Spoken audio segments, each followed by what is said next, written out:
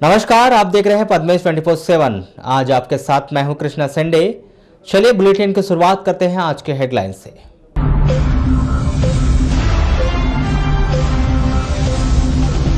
सोमवार को भी शहर के एक और निजी नर्सिंग होम को किया गया सील।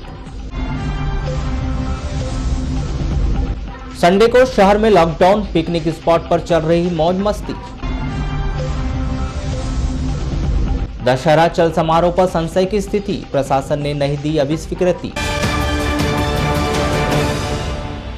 अब खबरें विस्तार से। रविवार की तरह सोमवार को भी शहर के वार्ड नंबर 6 चित्रगुप्त नगर महावीर कॉलोनी स्थित एक निजी नर्सिंग होम को इसलिए सील कर दिया गया क्योंकि यहां पर इलाज कराने पहुंची एक महिला की जिला अस्पताल में कोरोना रिपोर्ट पॉजिटिव आई है। यही नहीं, महिला की तबीयत बिगड़ने पर उसे मेडिकल कॉलेज छिंदवाड़ा रेफर कर दिया गया है।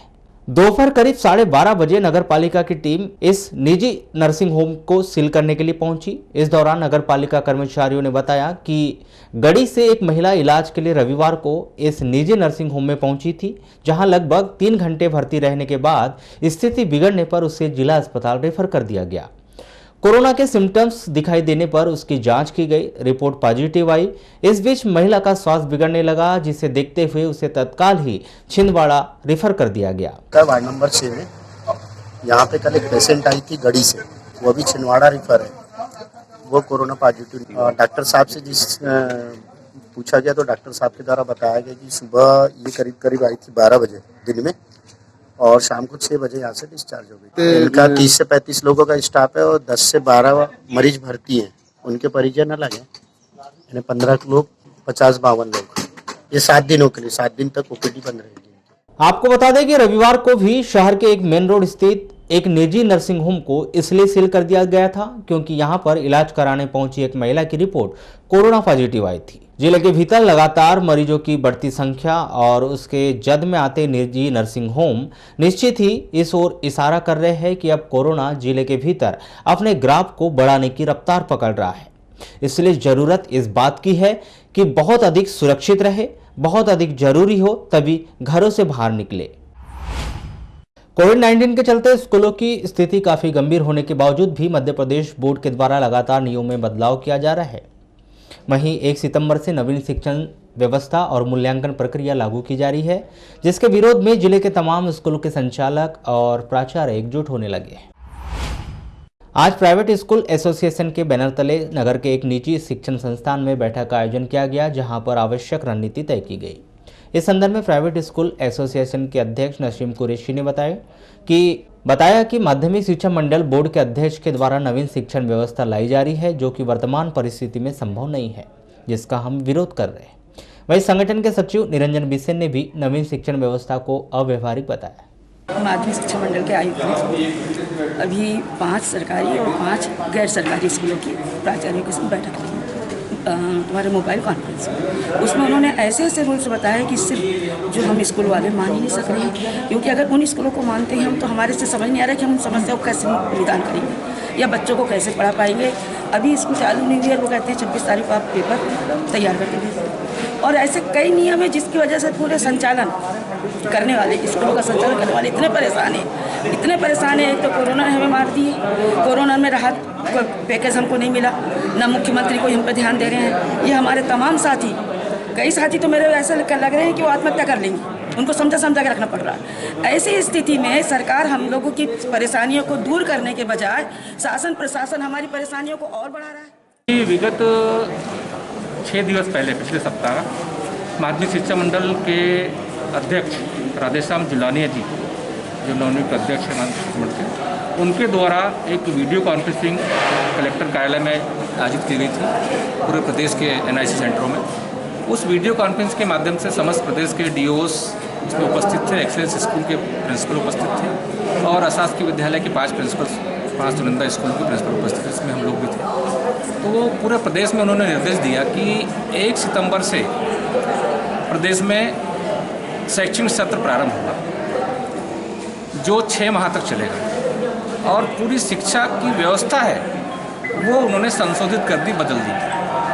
पहले मासिक परीक्षा होती थी, त्रैमासिक परीक्षा होती थी, अर्धवार्षिक परीक्षा होती थी, फिर वार्षिक परीक्षा होती थी, प्रैक्टिकल परीक्षा थी। उन्होंने पूरा पैटर्न चेंज कर दिया। पैटर्न चेंज कर दिया इसका मतलब उन्होंने कहा कि 15 दिन के अंदर एक चैप्टर आपको ऑनलाइन पढ़ाना है, ऑनलाइन पढ़ाना है, और उसके बाद पढ़ाने के बाद में बच्चे घर में।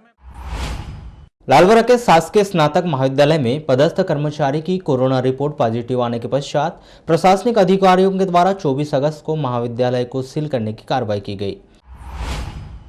महाविद्यालय में पदस्थ कर्मचारी के कोरोना पॉजिटिव मिलने के बाद प्रशासन और स्वास्थ्य अमले ने महाविद्यालय पहुंचकर प्राध्यापकों से चर्चा कर कोरोना पॉजिटिव पाए गए कर्मचारी के द्वारा किए जा रहे कार्य एवं उनके संपर्क में आने वाले संदिग्ध लोगों की जानकारी एकत्रित की गई। इसके बाद महाविद्यालय को सील करने की कार्रवाई की गई। साथ ही महाविद्यालय में पदस्थ समस्त अधिकारी, कर्मचारियों व प्राध्यापकों को होम क्वारंटाइन में रहने के निर्देश दिए गए एवं सतर्कता बरतने की हिदायत दी गई। हमारे महाविद्यालय में एक कंप्यूटर ऑपरेटर जो कार्यालय सहायक का काम करते थे, वो विगत 18 तारीख को कोरोना पॉजिटिव पाए गए। सर क्या कार्रवाई की गई जैसे पॉजिटिव रिपोर्ट आने के बाद? पॉजिटिव रिपोर्ट आने के बाद तत्काल हमने प्रशासन को जानकारी दी और महाविद्यालय में कोरोना पॉजिटिव चूँकि यहाँ पर एक व्यक्ति था, उससे हम सब लोग संपर्कित हुए, तो हमने तत्काल बचाव के लिए अपने कॉलेज को पहले सैनिटाइज किया प्राथमिक स्तर पर। फिर सबको महाविद्यालय नहीं आने को बोला। बच्चों को विशेष रूप से बोला कि ये चूँकि वेरिफिकेशन का कार्य है और वेरिफिकेशन का काम जिले के किसी भी महाविद्यालय में किया जा सकता है, इसीलिए डरने की कोई ज़रूरत नहीं है और आप लोग महाविद्यालय से दूरी बनाए रखें जिससे कि आपको किसी प्रकार की कोई परेशानी नहीं। सर कितने स्टाफ है अपने महाविद्यालय में? हमारे यहाँ टोटल 22 लोग काम करते हैं, 22 कर्मचारी, अधिकारी, सहायक प्राध्यापक, गेस्ट फैकल्टी मिला के।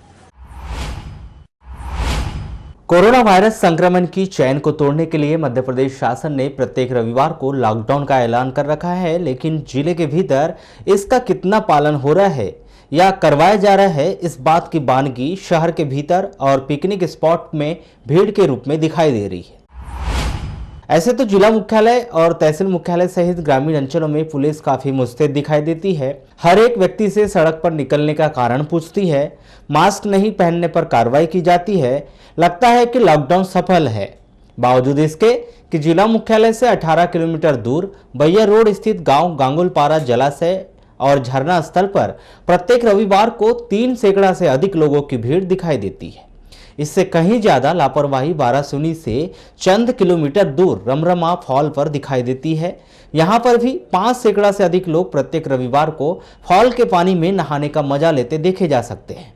इस विषय पर जब हमने इन पिकनिक स्पॉट पर पहुंचने वाले लोगों से चर्चा की तो उन्होंने चौंका देने वाली बातों का खुलासा किया। बालाघाट ही नहीं, महाराष्ट्र के गोंदिया से लोग उस समय पहुंच रहे हैं जब गोंदिया बेहद संवेदनशील जिले की श्रेणी में आ चुका है। गोंदिया से आए हैं? अच्छा, बीच में आपको रोक टोक नहीं करे क्या? नहीं, अभी तो नहीं करे। यानी हमको मतलब नाके के पास में रोके थे। क्या बोले आपको, क्या पूछताछ की उन लोगों ने? हम बोले बालाघाट जा रहे। बालाघाट आए तो वैसे मौसी के काम से, मौसी के काम के आने के बाद हम लोग बोले आते घूम के करके इधर आ गए। तो कहाँ गांगुल पर आए थे फिर घूमने के लिए? क्या देखा आपने यहाँ पर? गए नहीं। अच्छा ये बताइए, आपको वहाँ पे नहीं मतलब पूछताछ नहीं की, वहाँ मना नहीं किया कि आप लोग मत जाओ, ये मत करो करके? बोले ना, मना करे ना। हाँ, तो फिर कैसे आ गए फिर आप लोग? ऐसे ही बोला, सोचे इतने दूर आया तो आ जाते करके। तो हम लोग मौसी के यहाँ काम में आए थे करके इधर आ गए। हाँ, बरवेली के था। नहीं तो कुछ दिखाए थे क्या? पास वगैरह तो मांगे थे लेकिन लाइसेंस के कर में चल गए घूमने के हिसाब से। कहाँ के लोग मिले आपको यहाँ पर अभी? भैया यहाँ पर मुझे तो गोंदिया महाराष्ट्र के लोग मिले और बाकी आजू बाजू कटंगी वगैरह और इधर उधर के भी मिले। ये बहुत गलत चीज़ है कि जिस हिसाब से अपने यहाँ बालाघाट का अभी तक के देखा गया है कि बालाघाट के लोकल लोगों को संक्रमण नहीं है, लेकिन जितने भी बाहर के लोग आ रहे हैं उनसे संक्रमण फैल रहा है। तो ये गलत चीज़ है कि उनके थ्रू बाहरी स्टेट से अपने यहाँ संक्रमण फैल सकता है, तो आना गलत है। उनके ऊपर रोक टोक होनी चाहिए। अगर प्रशासन सख्त होता तो ये लोग यहाँ पर नहीं आ पाते। स्थानीय जनप्रतिनिधि भी मानते हैं कि इस पिकनिक स्पॉट पर दूसरे राज्य से लोग आ रहे हैं, जिस कारण कोरोना संक्रमण काल में संक्रमण फैलने का डर बहुत अधिक बढ़ गया है। बालाघाट जिले में महाराष्ट्र के लोग, छत्तीसगढ़ के लोग, क्योंकि बॉर्डर लगा हुआ है, तो और 2-4-6 जिले के लोग यहाँ पर घूमने के लिए आते हैं। पर अभी जो संक्रमण फैला हुआ कोरोना का, जो आज कहर, उसको देखते हुए हमारे को एहतियात बरतने की और सावधानी बरतने की बहुत ज़्यादा जरूरत है। ऐसी स्थिति में प्रशासन को चाहिए कि लोगों की या तो जांच करें उस जगह पे बिठा के, या फिर सोशल डिस्टेंसिंग का पालन कराएं, या फिर वो भीड़ को कम करें। तो ऐसी स्थिति में हम लोग को वहाँ सावधानी बरतने की बहुत ज़्यादा जरूरत है, क्योंकि वो जगह तो ऐसी है कि वो लोग अब घूमने फिरने के लिए आएंगे, क्योंकि लोगों के पास अभी काम नहीं है, सब बेरोजगार घूम रहे हैं, सब बाहर से जो आए हुए लोग हैं, उन लोगों की वजह से ये कोरोना हमारे जिले में फैला है। अभी भी उसका खतरा बना हुआ है। जो बाहर के लोग यहाँ पर बालाघाट में पलायन करके आए हैं, तो उसका भी खतरा भी हमारे बालाघाट जिले में बना हुआ है। तो ऐसी स्थिति प्रशासन से निवेदन है कि वो वहाँ एक स्थायी चौकी खोल के वहाँ पर पुलिस वालों को रख के और सारी चीज़ों पे अपने मतलब देख रेख में वो सारी चीज़ें हो। प्रशासन लाख दावे कर ले कि रविवार के दिन टोटल लॉकडाउन रहता है, लोग घरों के बाहर नहीं निकलते, जिले की सभी सीमाएं सील रहती है, लेकिन इन पिकनिक स्पॉट पर लगातार लोगों की भीड़ इस बात का खुलासा कर देती है कि यह सब कागजी दावे हैं। हकीकत तो पिकनिक स्पॉट पर ही दिखाई दे रही है।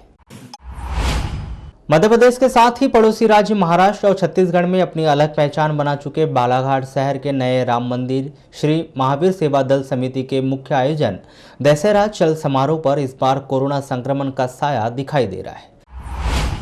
कुछ दिन पहले ही प्रशासन ने शांति समिति की बैठक के दौरान इस बात की मंशा जाहिर कर दी थी कि सार्वजनिक तौर पर गणेश जी और दुर्गा जी की स्थापना न की जाए।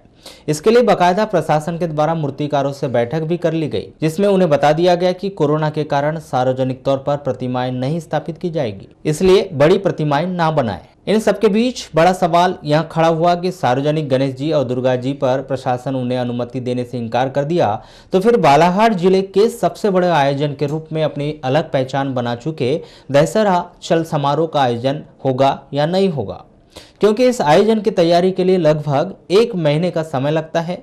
मुख्य रूप से हनुमान बनने वाले साधक को परंपरा और विधि विधान के अनुसार पूजा और पाठ करना होता है, लेकिन प्रशासन के द्वारा अब तक चल समारोह के लिए अनुमति नहीं दी गई। इस पूरे आयोजन पर संशय की स्थिति बनी हुई है। या कहे कि इस वर्ष कोरोना संक्रमण की वजह से 56 साल से चली आ रही चल समारोह और हनुमान साधक बनने की परंपरा इस वर्ष निर्वाह नहीं की जाएगी, जिसके साथ ही शहर के उत्कृष्ट स्कूल में मनाया जाने वाला दशहरा कार्यक्रम भी अस्थायी तौर पर स्थगित दिखाई दे रहा है। महावीर सेवा दल समिति के वरिष्ठ सदस्य कुलदीप सिंह गांधी बताते हैं कि उनके द्वारा प्रशासन को अनुमति के लिए आवेदन पत्र लगभग 15 से 20 दिन पहले ही दे दिया गया है, लेकिन उस पर अब तक कोई आदेश या निर्देश नहीं मिले हैं। इसलिए सभी के स्वास्थ्य को ध्यान में रखते हुए प्रशासन के द्वारा दिए जाने वाले निर्देशों का पालन करना होगा। इस विषय पर एसडीएम केसी बोपचे बताते हैं कि कोरोना संक्रमण की स्थिति को देखते हुए आगे फैसला लिया जाएगा। वर्तमान स्थिति के अनुसार तो सार्वजनिक दुर्गा पंडालों पर रोक लगा दी गई है। दशहरा चल समारोह के लिए अभी समय है। आने वाले समय की स्थिति को देखते हुए फैसले लिए जाएंगे। तो पद्मेश 24/7 में बस इतना ही। फिर से होगी आपसे मुलाकात, तब तक के लिए दीजिए इजाजत। नमस्कार।